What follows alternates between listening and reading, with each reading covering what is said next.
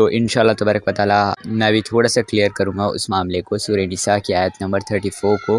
तो सूरह निसा की आयत नंबर 34 के ऊपर जाने से पहले ये आयतें मुर्तदीन और मुल्हिदीन सबसे ज़्यादा उठाते हैं, तो उन्हें लॉजिकल बेसिस पे हमें आंसर देना पड़ेगा। वैसे कुरान हदीस से भी आंसर देते हैं हम अपने मुसलमान भाइयों को, पर ज़्यादातर एज़ अ लॉजिकल बेसिस पे ही मुर्तदीन और मुल्हिदीन को इसके ऊपर हमें कायल करना पड़ता है। तो इससे पहले कि हम सूरह निसा की आयत नंबर 34 के ऊपर बात करें, मैं जेंडर इक्वालिटी और जेंडर जस्टिस के ऊपर थोड़ी-सी बात कर लूँ। इस्लाम जेंडर इक्वालिटी में मानता नहीं है, ठीक है? इस्लाम मानता है जेंडर जस्टिस में और ह्यूमन डिग्निटी की बात करता है कि ह्यूमन डिग्निटी में दोनों बराबर है, बट जेंडर इक्वालिटी के बारे में नहीं मानता। तो कोई अगर मुर्तदीन और मुल्हिदीन के पास में हमें पहले तो सूरह निसा की आयत नंबर 34 का दिफ़ा करना है, तो हमें सबसे पहले उन्हें जेंडर इक्वालिटी को नहीं मानने पे मजबूर करना पड़ेगा।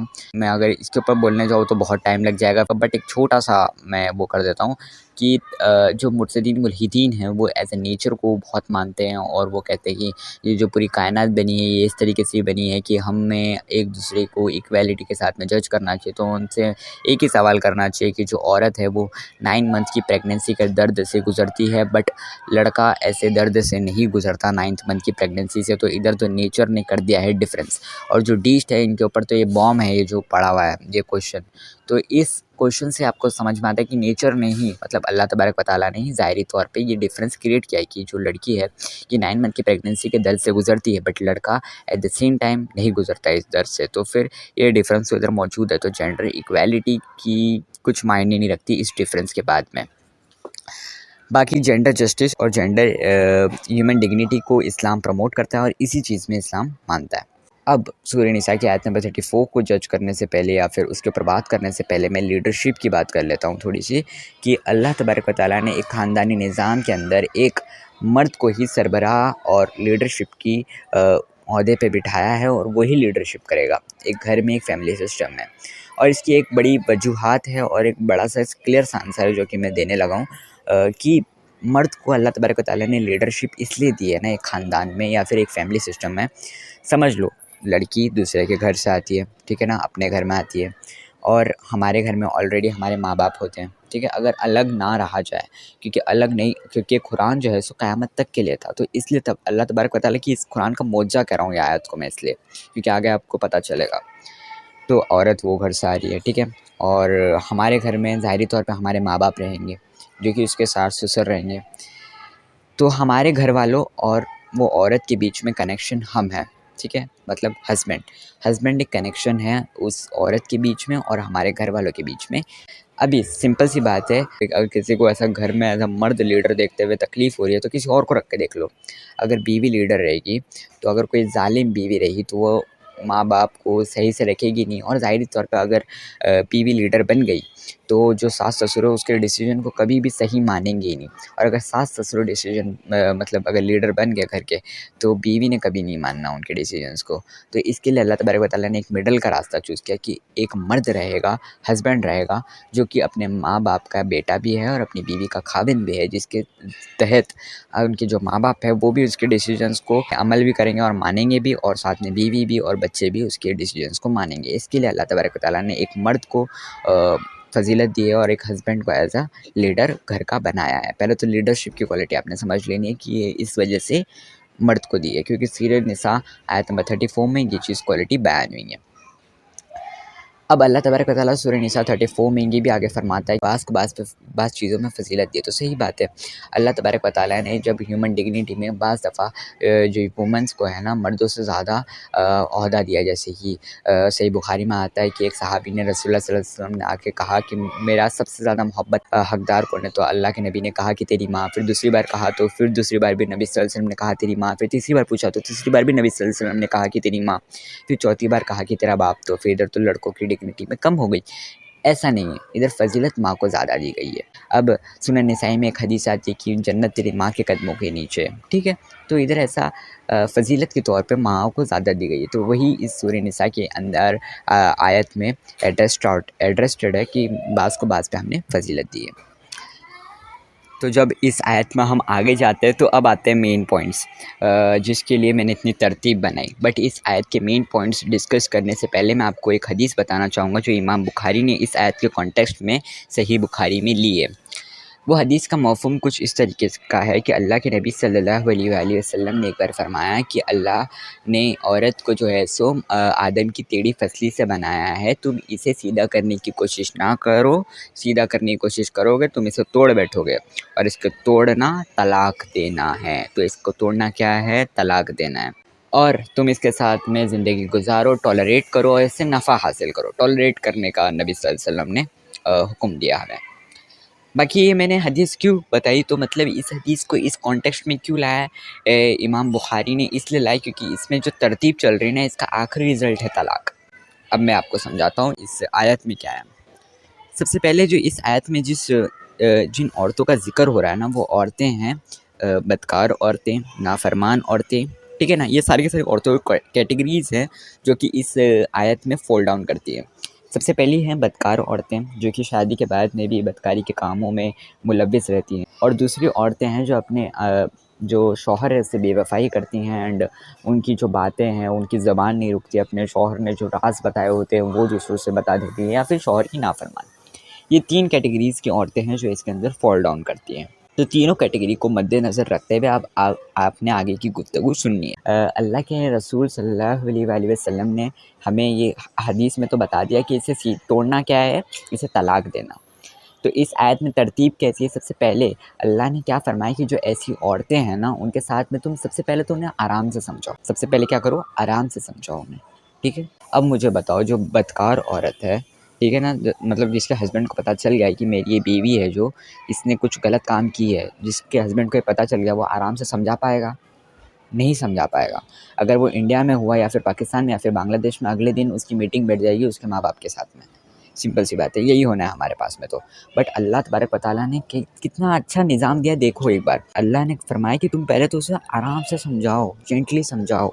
यही सबसे बड़ी एसेट है कि सबसे पहले समझाने का हुक्म दिया। फिर उसके बाद में क्या हुक्म दिया? अगर फिर भी ना सुधरे, मतलब एक बार हो चुका है वो काम और वापस से हो जाए वो काम वापस से, मतलब दूसरी बार की गुंजाइश भी है। अगर वो वापस से वो गलत काम हो जाए या फिर नाफरमानी हो जाए या फिर वापस से कुछ ऐसा एक्टिविटी हो जाए, तो अल्लाह तबारक व तआला क्या फरमाना है फिर कि तुमने क्या करना है? अपना बिस्तर अलग कर लेना है। अभी भी टॉलरेंस दिखानी है तुमने, अभी भी कुछ परफॉर्म नहीं करनी है अपनी एक्टिविटी, अभी भी टॉलरेंस दिखानी है। अब मुझे ऐसा कोई मर्द दुनिया में नहीं दिखता जो कि 2 बार होने के बाद में भी टॉलरेंस दिखाए इस मामले पर। कुरान हुक्म दे रहा है कि टॉलरेंस दिखानी है तुम्हें। अभी तक क्या चल रहा है? हुक्म चल रहा है कि तुम्हें टॉलरेंस दिखानी है, हुक्म चल रहा है, ये बात याद रखो। और जब तीसरी बार हो जाए, ठीक है ना, या फिर नाफरमानी हो जाए या फिर कुछ भी तीसरी बार, तो फिर तीसरी बार भी अगर ना समझे तो फिर तुम्हारे को इजाज़त है, अब हुक्म नहीं है, अब इजाज़त है कि तुम उसे मार के समझा सकते हो। अब ये हुक्म नहीं है, ये इजाज़त है, सबसे पहले तो ये समझ लेना। अब ये इजाज़त क्यों दी गई? सबसे सिंपल सी बात है, अगर इंसान का आपा खो जाए ना, तो वो पहली बार में उसे तलाक दे दे। अब तलाक से होगा क्या? तलाक से होगा कुछ है, जो औरत है सीधी सी बात है, वो बेघर हो जाएगी और वो इधर से उधर भटकती रहेगी। अपने भाई बहन उसको ठीक से नहीं रखेंगे, कोई भी ठीक से नहीं रखेगा, उसकी मायके में उसको ठीक से कोई रख नहीं पाएगा और वो इधर से उधर भटकती रहेगी बेफिज़ूल की। और जो बच्चे हैं उनका हाल क्या बनेगा फिर तलाक के बाद में?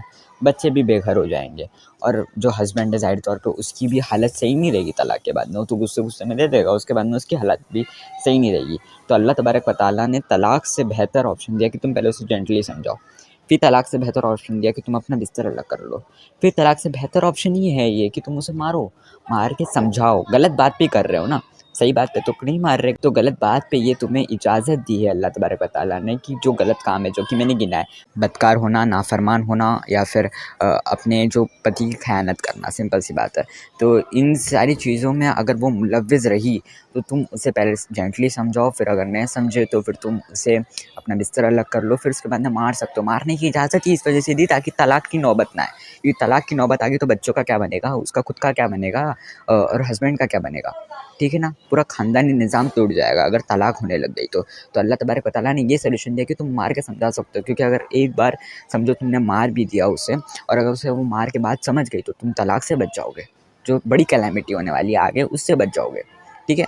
और इसमें वुमन गलत है, इस वजह से ये हुक्म दिया गया। अगर वुमन गलत ना हो तो ये करने की ज़रूरत ही नहीं है, सिंपल सी बात है। अभी आपने समझ गया कि ये इस वजह से क्या दिया गया ताकि तलाक से बचावट हो। अब मैं कुछ बातें कर दूँ कि सही बुखारी सही मुस्लिम में हदीस है कि तुम अपने बीवी से बुग़्ज़ ना रखो, तुम्हें बुग़्ज़ नहीं रखना है। दूसरी बात, तुम्हें अगर मारना भी है तो फिर तुम्हें उसे जेंटली मारना है, जैसे बच्चे को मारते हो ना वैसे मारना है। तुम्हें उसे फेस पे नहीं मारना, ये भी हुक्म मौजूद है। तो उसे मुँह पे नहीं मारना, तुम्हें उसे जेंटली हिट आउट करना है। उसे ऐसा हिट नहीं करना कि उसे निशान पड़ जाए, ये रूल्स एंड रेगुलेशंस है इसके। तुम्हें ऐसा हिट नहीं करना कि है ना उसको लोकल एरिया में सबके सामने हिट नहीं करना है कि उसकी बेइज्जती हो 4 लोगों के सामने। तुम्हें ऐसे हिट करना है जैसे तुम बच्चे को हिट करते हो, ठीक है? ताकि बच्चों को नुकसान भी ना पहुँचे।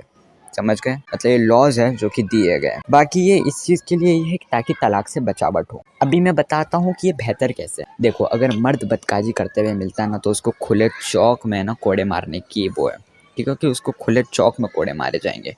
और अगर दूसरी बार भी मिला और अगर वो रेप करते हुए मिल गया तो सिंपल सी बात है, उसको तो सीधा कट ऑफ, ठीक है? दुनिया से ही कट ऑफ है वो। उसके लिए तो बड़ी सज़ा है। फिर उसके बाद में वो मारो उसको, स्टोन टू डेथ है उसकी सज़ा तो इस्लाम में। तो मर्द को ये काम करने पे बदतरीन सज़ा है, औरत को इतनी बदतरीन सज़ा नहीं है। औरत को कंसेशन दिया जा रहा है और मतलब इसका मतलब ये नहीं कि औरतें करेंगी, क्योंकि औरत एक ऐसी चीज़ है ना जिसकी हया का एक पर्दा रखा है इस्लाम ने, ठीक है ना? तो अगर उसकी ये मामलात मशहूर हो जाते हैं ना तो उसके लिए सबसे बड़ा अज़ाब बन जाता है दुनिया के अंदर, और ये बात शायद तक सभी समझते हैं। तो इस वजह से इस हया का पर्दा रखने की वजह से इस्लाम ने उनको थोड़ी-सी इस चीज़ में ना ढील नहीं कह सकते, बट एक टाइप से थोड़ा-सा पर्दे के अंदर रखा है इस चीज़ के अंदर।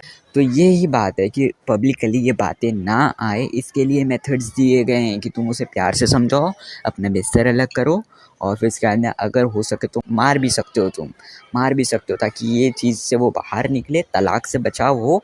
और अगर फिर भी ना माने तो तुम उसे शांति से तलाक दो और बात को ख़त्म करो। तलाक से बचाव के लिए ये सारी की सारी ट्रीटमेंट थी और ये सारी की सारी मेथडोलॉजी जो अल्लाह तबारक व तआला ने बताई है, सारी की सारी इसी चीज़ के लिए बताई है। तो ये सारी की सारी मेथडोलॉजी थी और ये सारी की सारी चीज़ों से इस्लाम जो है सो सूरह निसा की आयत नंबर 34 इस्लाम के ख़िलाफ़ ये लोग पेश करते हैं, बट इनको ही बैकफ़ायर करेगी, क्योंकि दूसरे धर्मों में जो इसकी चीज़ दी गई है ना, ये चीज़ों के बारे में, ये तो बड़ी वर्स्ट चीज़ है। बाकी इस्लाम ने इसका जो मेथड दिया है, फैमिली सिस्टम को जोड़े रखने वाला ये चीज़ है, ये फैमिली सिस्टम को जोड़े रखती है। बाकी ये सारी की सारी चीज़ आपको समझ में आ जाएगी, बस आपने एक बार जेंडर इक्वालिटी को समझ लेना है, ठीक है ना? कि जेंडर इक्वालिटी एग्जिस्ट नहीं करती। मैंने आपको स्टार्टिंग में एक मिसाल दी थी कि 9 मंथ्स की प्रेगनेंसी। मैं अभी कहता हूँ कि दुनिया के लोग भी है ना जेंडर इक्वालिटी में नहीं मानते। सरकार ओलंपिक्स की गेम में कभी देखा है कि मर्द की रेसिंग किसी औरत की रेसिंग के साथ में हो रही है? कभी नहीं देखा होगा। कभी देखा है कि मर्द की हॉकी की टीम का बैटल जो गर्ल्स की हॉकी की टीम के साथ में हो रहा? कभी नहीं देखा होगा। तो फिर ये खुद ओलंपिया वाले और दुनिया वाले मानते कि ये दोनों की कॉम्पिटिशन इस चीज़ में नहीं हो सकती। तो अगर तुम जेंडर इक्वालिटी में मानते हो तो करवा के देख लो, ठीक है ना? जेंडर इक्वालिटी तो इस चीज़ में ही होनी चाहिए, नहीं हो सकती, उन्हें भी पता है। तो ये सारी की सारी चीज़ मैंने जितना मेरे से हो सकता था उतना अच्छे से एक्सप्लेन करने की कोशिश की है। बाकी इख्तिलाफ़ तो आप रख सकते हो और अगर मैं किधर गलत हूँ तो प्लीज़ राइट कर देना।